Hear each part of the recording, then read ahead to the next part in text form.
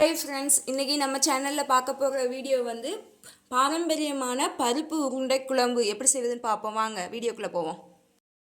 நான் வந்து இந்த கப்பில் வந்து 1/4 கப்பு வந்து துவராம் பருப்பு எடுத்து வச்சுருக்கேன். அதே அளவு வந்து 1/4 கப்பு வந்து கடலைப்பருப்பு. இதை வந்து நான் 2 மணி நேரம் ஊற வைக்க போகிறேன். 10 சின்ன வெங்காயத்தை கட் பண்ணி எடுத்து வச்சுருக்கேன். நல்லா பழுத்த தக்காளி பழம் 2 கட் பண்ணி எடுத்து வச்சுருக்கேன்.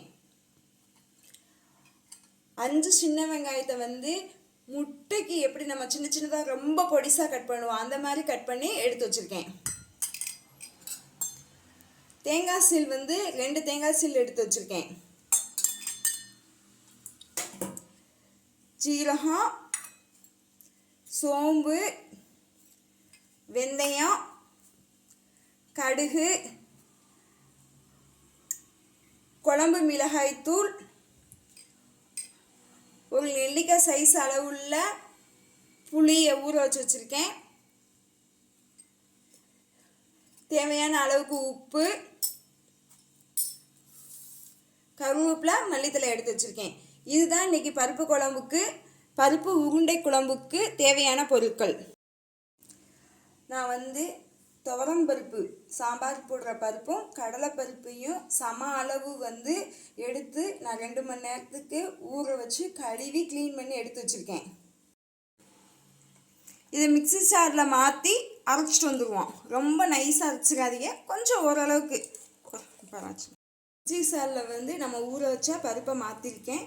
இதில் வந்து 1 ஸ்பூன் ஜீரகம்,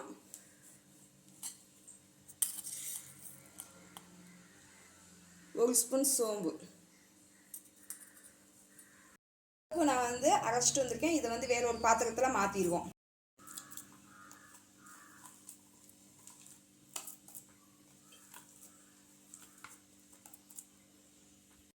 இதில் வந்து நம்ம வந்து சின்ன சின்னதாக ரொம்ப கட் பண்ணி ஒரு 5 சின்ன வெங்காயத்தை கட் பண்ணி எடுத்து வச்சுருக்கோம்னா அதை சேர்த்துக்கிடுவோம்.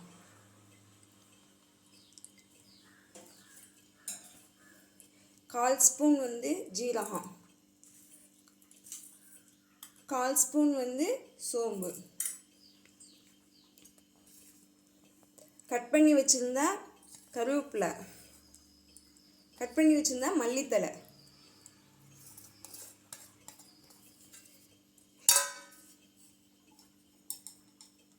இதுக்கு தேவையான அளவு உப்பு.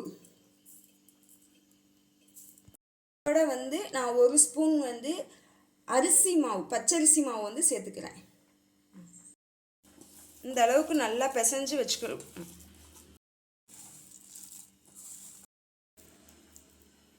இந்த அளவுக்கு வந்து சின்ன சின்னதாக உருட்டி வச்சுக்கிடுவோம். நான் உருட்டி வச்ச பின்னாடி பார்ப்போம் வாங்க. இந்த அளவுக்கு உருட்டி நான் ரெடி பண்ணி வச்சுருக்கேன். கடாய் காஞ்ச பின்னாடி எண்ணெய் ஊற்றிருக்கேன். 2 ஸ்பூன் எண்ணெய் ஊற்றிருக்கேன். ஏன் இப்படி இருக்குன்னு நினைக்காதீங்க, அதில் வந்து அப்பளம் பொரிச்சிருக்கேன், அதனால் அப்படி இருக்குது. எண்ணெய் நல்லா காஞ்சிருச்சு. இதுக்கு தேவையான இதெல்லாம் சேர்த்துக்குவோம் பாருங்கள். கடுகு கொஞ்சம், சீரகம் கொஞ்சம், வெந்தயம் கொஞ்சம், எல்லாம் பொரிஞ்சது பின்னாடி சின்ன வெங்காயம் சேர்த்துக்கிறேன்.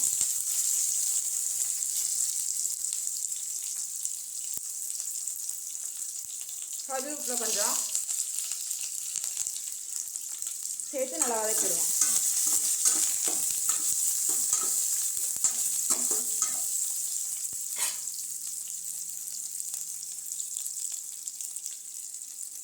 வெங்காயம் வதங்கிறதுக்கு கொஞ்சம் உப்பு சேர்த்துக்கிறேன்.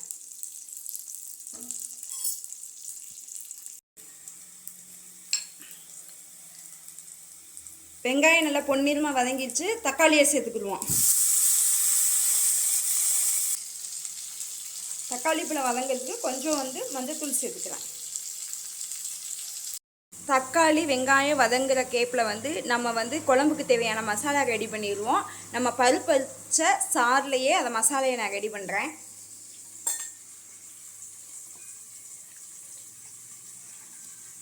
தேங்காய் சேர்த்துக்கிறேன்.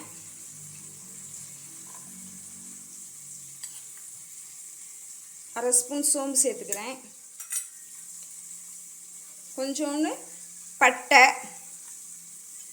2 கிராம்பு இதை அரைச்சிட்டு வந்துடுவோம். இந்த அளவுக்கு வந்து அரைச்சிட்டு வந்துடணும். அளவுக்கு வதங்கி வந்த பின்னாடி நம்ம வந்து குழம்பு மிளகாய் தூள் வந்து 2 ஸ்பூன் சேர்த்துக்கிறேன். அடுப்பை சிம்மில் வச்சுட்டு மசாலையை போட்டு கொஞ்சம் கிளறி விடுங்க. இந்த சமயத்தில் நம்ம புளி கரைச்சி வச்சுருந்தா கரைசலை ஊற்றிக்கிடுவோம். தேவையான தண்ணி சேர்த்துக்கிடுவோம். நல்லபடி வந்து குழம்பு வந்து கொதிச்சு வந்துருச்சு. இந்த சமயத்தில் வந்து காரம் உப்பு எல்லாம் டேஸ்ட் பண்ணி பார்த்துக்கோங்க. அதெல்லாம் நான் உப்பு சேர்த்துக்கிறேன்.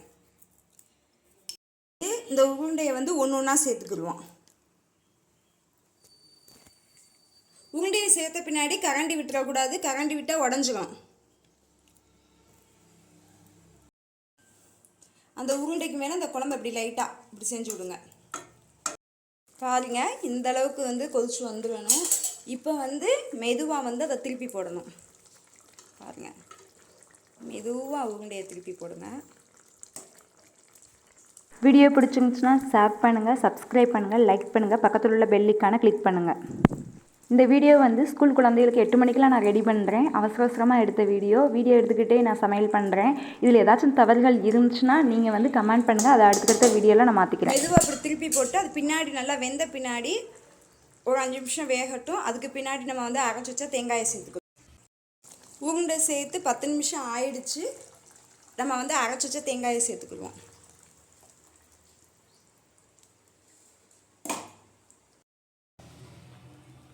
பாருங்க, இந்த அளவுக்கு கொதிச்சு வந்துடணும்.